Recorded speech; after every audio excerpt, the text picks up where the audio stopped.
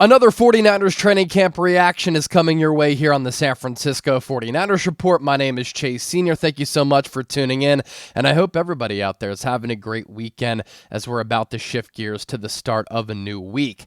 As for the Niners, practicing once again today after an off day on Saturday, and then the pads will come on early this week. Really looking forward to that because that is when the true evaluations start, and if you want Niners coverage every single day year-round, updates, news, analysis, reaction videos, rumors, reports. Anytime there's anything to talk about with the Niners, I always have you covered. Hit that subscribe button right now. As for some Niners injury news, a lot to get to here on the show. Some good, some bad. 49ers wide receiver Ricky Pearsall, who San Francisco took in the first round in the 2024 NFL Draft, activated off of PUP due to his hamstring issue, which caused him to miss the spring mandatory minicamp. And then Kyle Shanahan said at that time, he's going to be ready for training camp. He wasn't. Missed the first few practices of training camp, but he made his return in a brand new number 1 jersey today. And right away, he made his impact be felt. This is what you want to see from Ricky Pearsall. Healthy and producing. The talent, the ability, the potential is there. What could hold him back, because his development last year was stunted due to injuries, shoulder, hamstring, and then the gunshot wound, which obviously he couldn't control, but it's the injuries that could really hold him back from being an excellent player in this league. And he has his first practice of training camp after reaching all of his miles per hour testing numbers the first few days of camp. Looked explosive, looked good, had that quick get off, and Brock Purdy, who was also back at practice today after missing the Friday session, hit Pearsall for a touchdown in the red zone period. So Pearsall's first catch of training camp went for 6.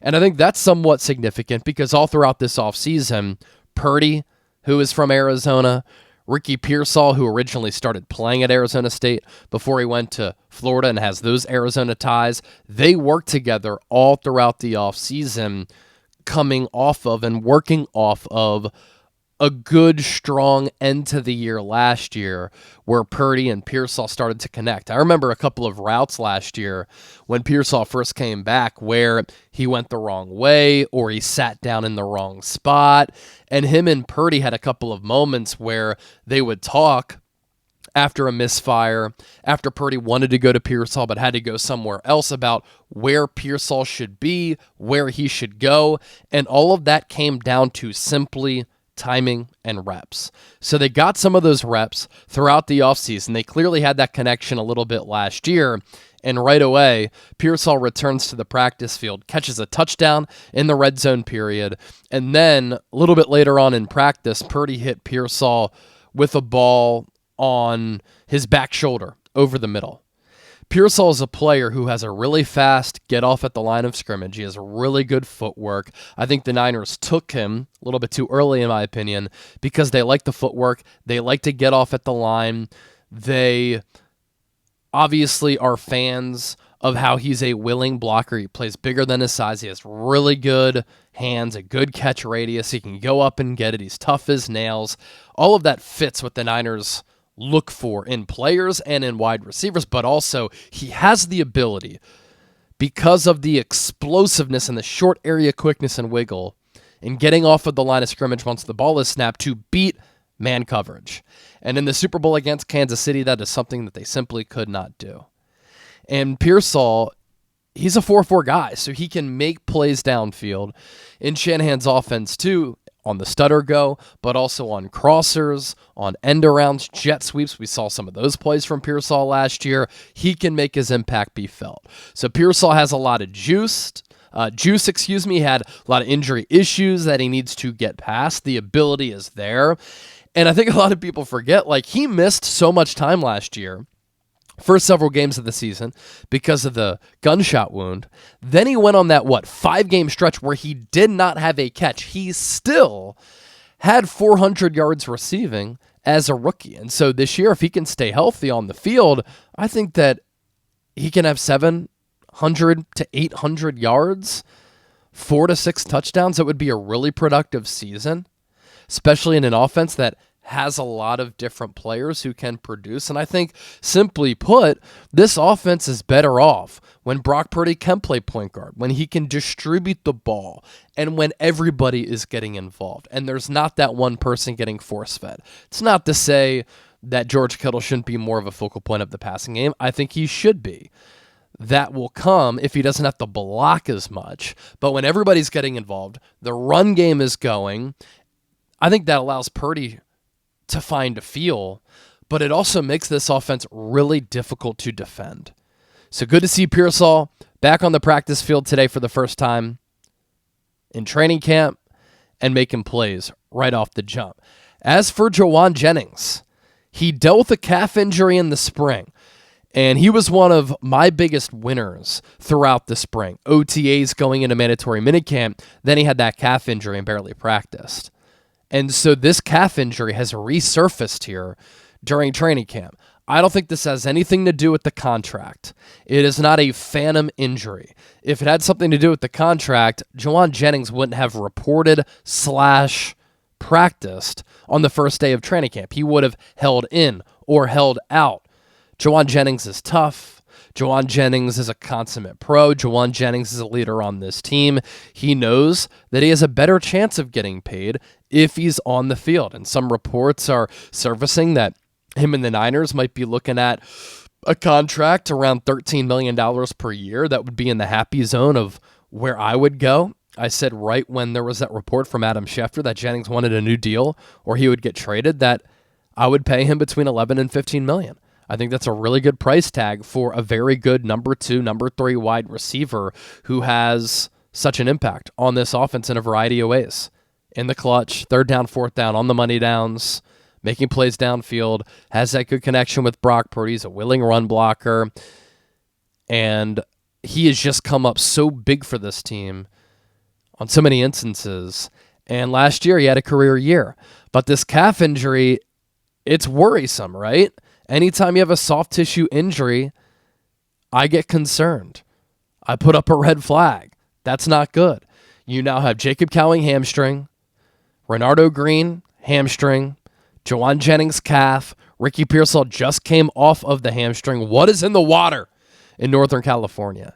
This also isn't great because of the question marks at wide receiver and the fact that Jennings is probably Brock Purdy's number 1 wideout. Again, timing, reps, continuity. It's so important during training camp and the preseason. That's why it exists. In a game that is so complex, that has so many moving parts on every single play, that's why these practices and these reps are so vital. Now, elsewhere at that wide receiver spot, yes, Ricky Pearsall does come back, but then you lose Jauan Jennings, so that does hurt the continuity. At wide receiver, Demarcus Robinson has had a really good training camp.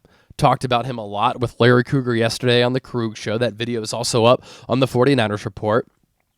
He's a player who is big, has good size, can make plays downfield. He had 16 yards per catch, 7 touchdowns, and more than 500 yards for the Rams last year. He's going to be a factor. He's been one of the best players so far in training camp. You know who's also been turning some heads is a veteran, Russell Gage. Obviously, Isaiah Neyor is a freakish athlete at the wide receiver spot who's had the pop highlight reel-worthy plays, but Russell Gage so far in training camp has been very consistent.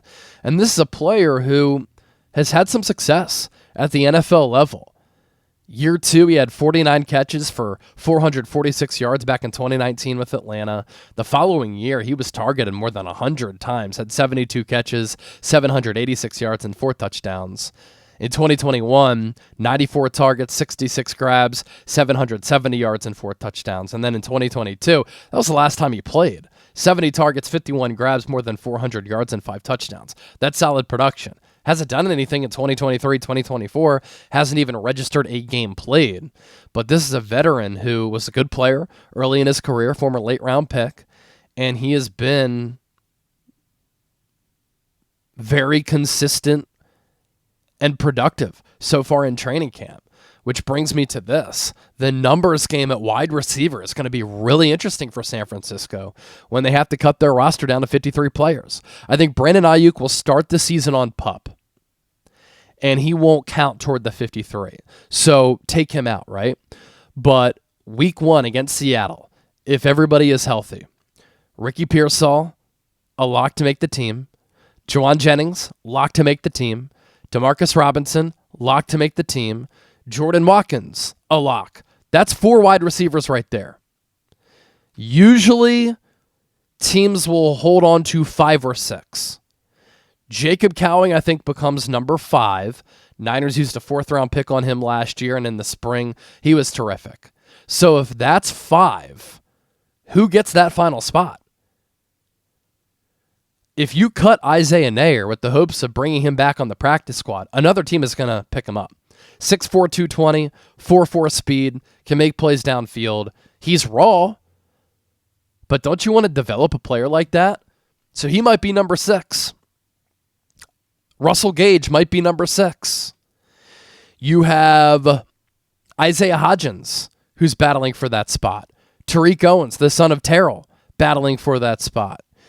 You just signed 2 wide receivers in Equinemius St. Brown and Quintez Cephas. I think they're out. And so that competition for wide receiver 5, wide receiver 6 becomes a good one as we progress here through training camp. There was a scary moment today during camp. Taron Jackson, a defensive end who had a pretty good spring, needed to be carted off. He got taken to a local hospital to undergo further testing. He did have feeling in all of his extremities. He's in stable condition, but he was transferred to Stanford, and that stopped practice there for a little bit as a cart had to come on to the field to take him off of it. Now, I don't think that he's seriously in the running to make the 53, but the Niners are also thin along the defensive line, and so coming off a good spring, if he makes plays throughout training camp and in the preseason, excuse me, he's a player who could be on the roster bubble. The kicker competition, it has been close so far, neck and neck, as Kyle Shanahan put it, between Greg Joseph and Jake Moody. The day 4 kicking competition, Moody 3 of 4, Joseph 4 of 4. What was noteworthy was that both Kyle Shanahan and John Lynch were hovering over the kickers in this session, standing right behind them. Shanahan had approached Moody before his final kick, and he missed. Brant Boyer is the Niners' new special teams coach. He has no connections with Jake Moody, wasn't a part of this organization that drafted him in the 3rd round. He was with the Jets when Greg Joseph kicked there. Greg Joseph really wasn't any good for New York. And throughout his career, whether it be with Minnesota or its other stops, he's missed a lot of kicks from long range. Today, though, 4 of 4. Jake Moody gets approached by Kyle Shanahan and then proceeds to miss a kick. It's not good. We know he has so much talent. Brant Boyer even said it. This guy has so much ability, so much talent, but he lost his confidence last year. That's what I saw out of him. But he has a bazooka for a leg, and we'll see what he can do. It all comes down to what Jake Moody can do when the pressure is on. Last year, he floundered. Brant Boyer mentioned the injury, but he floundered, didn't look confident.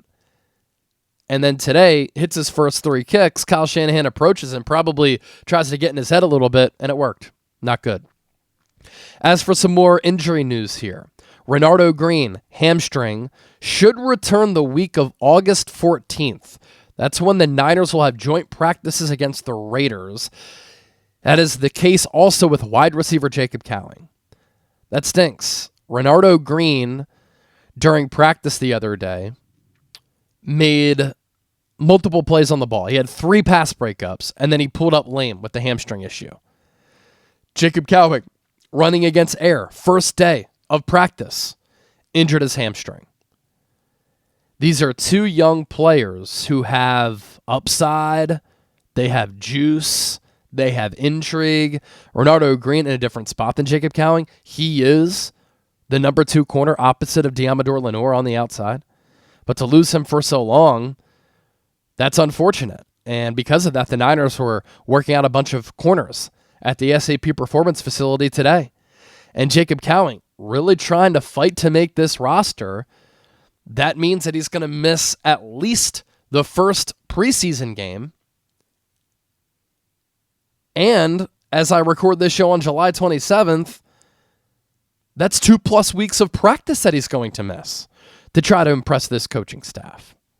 Not great. Injuries happen, but not great to players who are trying to prove themselves and earn roles.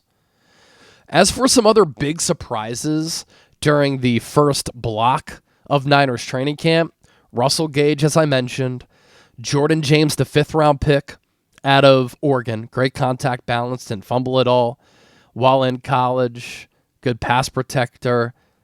He can pick up yards after contact. He looks really good. Matt Hennessy is a backup caliber guard or a center in the NFL. I think that he's pushing to be the backup center behind Jake Brendel. He went to Temple. That's where I went, so I'm familiar with the player, and the Niners really liked him in the pre-draft coming out of Temple. He was a 2nd-round pick or a 3rd-round pick by the Atlanta Falcons. Let me double-check on that. Didn't make the Eagles roster last year because they were so stacked along the offensive line. But Matt Hennessy is a player who's off to a good start, and we'll see how he holds up once the pads come on. 3rd-round pick of the 2020 draft, 78th overall. When healthy, he's been pretty solid, but he can play center, he can play guard. He's off to a good start. Sam Okuwanu is a pass rusher who kind of came out of nowhere last year with all the injuries to turn some heads. Good start for him.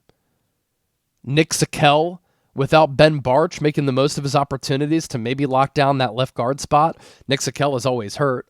Isaiah Neyor, the huge play that he made the other day. And then Jacob Robinson, a UDFA corner. He's been making some plays on the ball throughout training camp as well. He played his college football at BYU. In addition to Utah State, he's older as a UDFA. He's 24 years old, but had a pretty solid college career. And so far with this secondary having some question marks, he too taking advantage of the opportunities. This young linebacking core has also been pretty promising. D. Winters picked off Brock Purdy earlier this week. Tatum Bethune, not a bad option in my opinion at backup middle linebacker. It's a little bit too slow to play outside or strong side. Luke Gifford, Chaz Surratt, Stone Blanton, a UDFA, who the Niners pretty much gave practice squad money to. Good 6-figure deal for him. He's an instinctual player who lacks athleticism, but because of the instincts and the high football IQ, he can find himself in the right place at the right time. So that is this Sunday, July 27th, Niners training camp reaction. Some injury news, some observations, and some takeaways. I'll be back in the studio tomorrow, right here on the San Francisco 49ers Report. Don't forget to hit that sub button. We'll continue to churn out great coverage right here on the show. Thanks for watching. Enjoy the rest of your Sunday.